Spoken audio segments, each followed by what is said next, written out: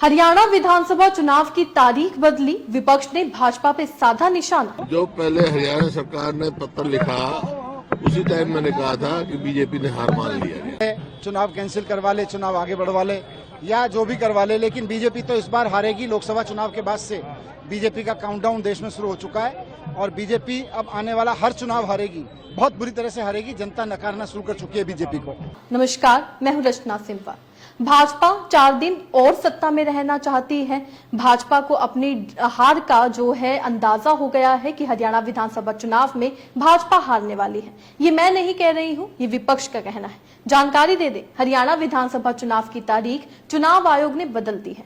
90 सीटों पर चुनाव 1 अक्टूबर की जगह अब 5 अक्टूबर को होंगे। रिजल्ट 8 अक्टूबर को आएगा। आयोग ने जम्मू कश्मीर विधानसभा चुनाव के भी नतीजे 8 अक्टूबर को घोषित करने का ऐलान कर दिया है। पहले दोनों राज्यों के नतीजे 4 अक्टूबर को आने वाले थे। आयोग ने बताया कि यह फैसला बिश्नोई समुदाय के सदियों पुराने त्योहार को ध्यान में रखते हुए लिया गया है। जम्मू कश्मीर और हरियाणा विधानसभा चुनावों की मतगणना अब 4 अक्टूबर के बजाय 8 अक्टूबर को होगी। बीजेपी आईएनएलडी ने भी आयोग से तारीख बदलने की मांग पहले कर ली थी। वहीं कांग्रेस, जेजेपी और आम आदमी पार्टी जैसी पार्टियों ने तारीख बदलने पर एतराज किया था।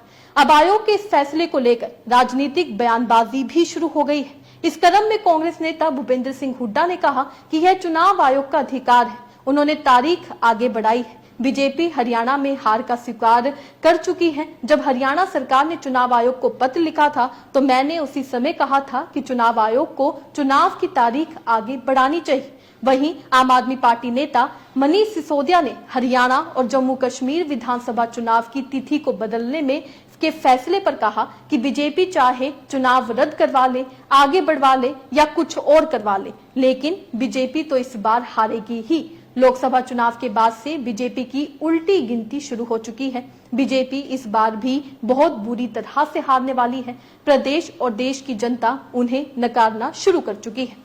जम्मू कश्मीर कांग्रेस अध्यक्ष तारिक हमीद कर्रा ने कहा कि क्या चुनाव आयोग को उस समय पता नहीं था कि कोई त्योहार है? वे सब कुछ विचार करने के बाद अंतिम तिथि की घोषणा करते हैं। वे चुनावों को संदिग्ध बना रहे हैं। वहीं आप हरियाणा अध्यक्ष सुशील गुप्ता ने कहा कि बीजेपी डरी हुई है। हरियाणा की जनता ने भ्रष्ट बीजेपी सरकार को सत्ता से हटाने का मन बना लिया है। वे 4 दिन और सत्ता में रहना चाहते हैं। हम हरियाणा की सभी सीटों पर चुनाव लड़ने के लिए तैयार हैं।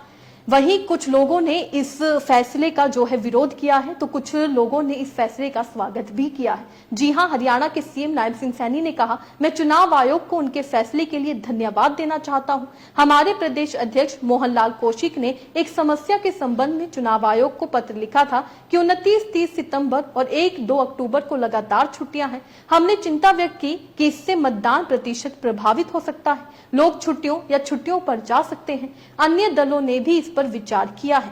तारीख बदलने के फैसले पर हरियाणा के पूर्व उप मुख्यमंत्री और जेजेपी नेता दुष्यंत चौटाला ने भी अपनी प्रतिक्रिया दी। उन्होंने कहा, हम इसका स्वागत करते हैं। इससे साफ पता चलता है कि भाजपा अपनी हार से बचने के लिए ये सारे हथकंडे अपना रही है। तारीख बदलने से कुछ नहीं होगा क्योंकि जनता ने उन्हें हराने का मन बना लिया है। बता दें, इसी द्वारा मतदान की तारीखों में बदलाव का असर यह हुआ कि जम्मू कश्मीर और हरियाणा के नतीजों की तारीख में भी बदलाव हो गया है। जम्मू कश्मीर चुनाव के तीसरे चरण के लिए 1 अक्टूबर को प्रस्तावित मतदान की तारीख में कोई बदलाव नहीं किया गया है, लेकिन दोनों राज्यों के चुनाव परिणाम यानी इलेक्शन रिजल्ट अब 8 अक्टूबर को घोषित किए जाने वाले हैं। और ये एक बड़ी अपडेट है क्योंकि जो फैसला 4 अक्टूबर को आने वाला था वो फैसला 8 अक्टूबर को आएगा और सभी पार्टियों को इंतजार रहने वाला है कि इस बार हरियाणा विधानसभा चुनाव में क्या होने वाला है। क्योंकि विपक्ष की बात की जाए तो वो ये कहते हुए नजर आ रहे हैं कि भाजपा जानती है, भाजपा अब ये समझ चुकी है कि लोग बदलाव के मूड में है, भाजपा फिर जो है सत्ता में नहीं आने वाली है। इसी वजह से उन्होंने चुनाव आयोग को लेटर लिखा था और इसी वजह से चुनाव की तारीखों को आगे बढ़ाया गया है। आपको क्या लगता है, क्या सही में इस समय भाजपा को डर है कि वो वापस सत्ता में नहीं आएगी? अपने राय कमेंट में लिखकर जरूर बताइएगा। इसी तरीके से देश और दुनिया से जुड़ी हर छोटी सी बड़ी अपडेट के लिए हमारे साथ बने रहिएगा। धन्यवाद।